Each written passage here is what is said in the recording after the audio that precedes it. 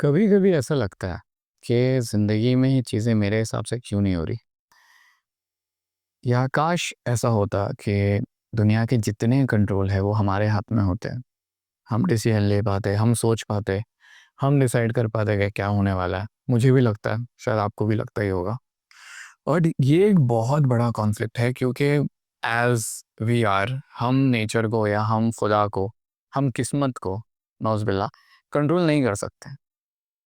अब यहाँ पे दो रास्ते आते हैं। पहला कि आप एक्सेप्ट कर लें, दूसरा आप उससे लड़ते रहे। यहाँ पे इसको शुरू करने के लिए एक शेर है और बहुत अच्छा है। शेर है, मैं मैं अपने हाथों की लकीरों से नहीं उलझा, कभी मैं अपने हाथों की लकीरों से नहीं उलझा, मुझे मालूम है किस्मत का लिखा भी बदलता है। अब आप अगर इस शेर के बारे में सोचें या आप शायर के बारे में सोचें तो एक चीज़ बहुत इजीली क्लियर हो जाती है कि ये जो शायर है, ये जो किस्मत के हाथों की लकीरें हैं, उनको ज़्यादा वैल्यू नहीं देता, उनको ज़्यादा पावर नहीं देता, उनके बारे में सोचता नहीं है, सोचता है कि किस्मत जो भी है जैसी भी है ठीक है, हम डील कर लेंगे। आज का हमारा सेशन उसी बारे में, एक लॉजिक और दूसरा एटीट्यूड। पहले लॉजिक पे आता है। एक चीज़ होती है जिसे बोला जाता है डाइकोटमी ऑफ कंट्रोल।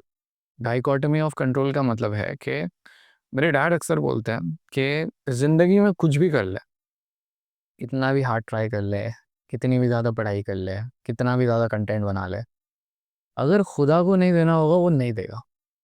और आप अगर रिजल्ट पे ऑब्सेस होके सोच रहे हो कि क्यों नहीं मिलना चाहिए, मेरा रिजल्ट था, मेरा हक था, तो फिर आप गलती कर रहे हैं। आप उस काम को करने के लिए कीजिए क्योंकि वो आपके हक में, वो आपके कंट्रोल में है। जो चीज़ आपके कंट्रोल में नहीं है, बारिश होगी या नहीं होगी, आप पास होंगे या नहीं होंगे, कोई दोस्त आपका बनेगा या ना बनेगा, ये आपके कंट्रोल में चीज़ें नहीं है। कोई इंसान क्या सोचता है वो तक आपके कंट्रोल में नहीं है। तो जब ये चीज़ें हमारे कंट्रोल में ही नहीं है, जैसे किस्मत, तो फिर उसके बारे में सोच के टेंशन क्यों लेना। इस वीडियो में और आज के कॉन्सेप्ट में, ये डेली स्टोइक का आज का 17 जून का पेज में से ये पैसेज निकाला हुआ है कि छोड़ दो, जाने दो।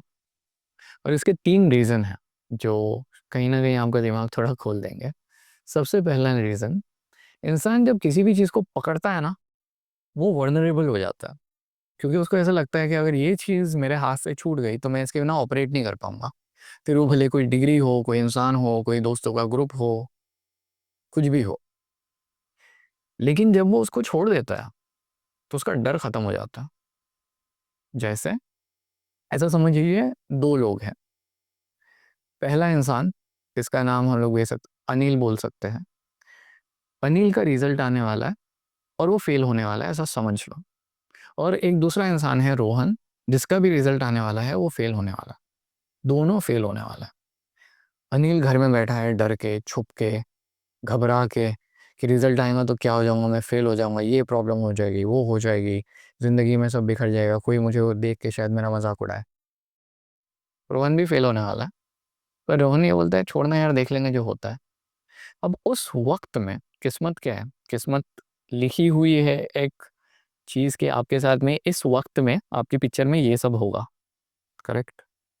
ये लिखा हुआ है आपकी किस्मत में। लेकिन उस सीन के अंदर आप कैसे रिएक्ट करोगे वो तो आपके हाथ में है ना बॉस। रोहन आराम से जी गया, वो 2-3 घंटे, 1 दिन था, फ़ेल आना था, फ़ेल हो गया, फिर रोते बैठा है, मना नहीं कर रहा है। लेकिन उसके पहले के 2 दिन उसने एन्जॉय तो किया। सेम इस बंदे ने पहले भी रोया, बाद में भी रोया। जो इंग्लिश में कहावत है ना कि we suffer more in imagination than in reality, वो यही है। तो कभी भी किस्मत को, मतलब हम ये चीज़ बोल रहे हैं जो आपके हाथों की लकीरों में लिखा हुआ है, टेंशन लेने की ज़रूरत नहीं है क्योंकि जितना आप पकड़ोगे इसको, ये रेत की तरह है, जितना आप कस के रेत को पकड़ोगे उतनी छूटती जाएगी। आपको समझ में नहीं आएगा मैं इसको हैंडल कैसे करूँ। छोड़ दो, जाओ एन्जॉय करो बीच पे, क्यों टेंशन ले रहे हो? पहला पॉइंट। दूसरा पॉइंट, जब आप कोई भी चीज़ को जाने देते हो, उसके अंदर एक अपना पावर है, क्योंकि इंसान खुद के दम पे, अब ये रोहन का ही एग्जाम्पल ले लो, ये बोल रहा है कि देख लेंगे क्या जो भी हो सकता है इसकी एबिलिटी अनिल से कम हो, लेकिन उसके सोच में पावर है। वो ये सोच रहा है कि मैं हैंडल कर लूँगा।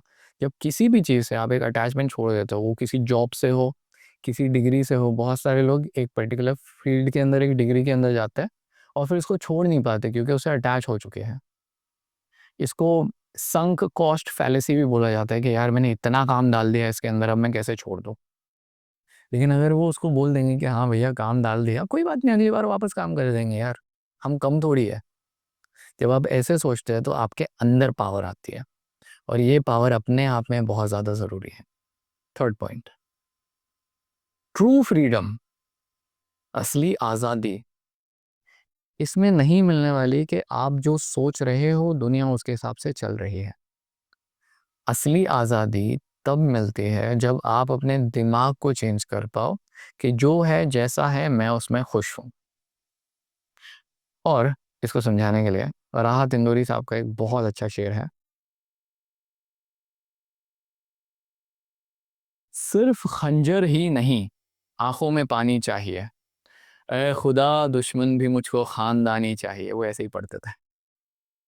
मैंने ए सूरज, मैंने ए सूरज तुझे पूजा नहीं, समझा तो है, मेरे हिस्से में भी थोड़ी धूप आनी चाहिए। जिंदगी है एक सफ़र, जिंदगी है एक सफ़र और जिंदगी की राह में मतलब रास्ते में, जिंदगी है एक सफ़र और जिंदगी की राह में जिंदगी भी आए तो ठोकर लगानी चाहिए। ये वो बोल रहा है पॉइंट, कि तुम पावरफुल बन जाओ ना, छोड़ दो ना, क्यों टेंशन ले रहे हो। वापस पढ़ूंगा, जिंदगी है एक सफ़र और जिंदगी की राह में जिंदगी भी आए तो ठोकर लगानी चाहिए। मैंने अपनी खुश्क आंखों से, खुश्क का मतलब होता है सूखी हुई आंखें, मैंने अपनी खुश्क आंखों से लहू छलका दिया।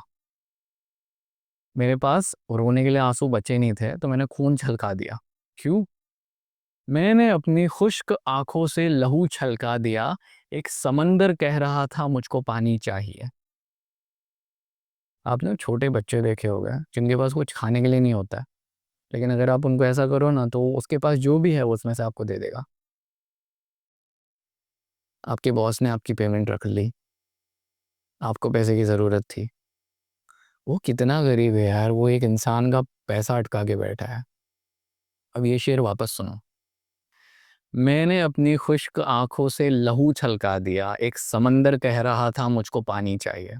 हमने बोला एक काम कर रख ले, जिंदगी है एक सफ़र और जिंदगी की राह में जिंदगी भी आए तो ठोकर लगानी चाहिए।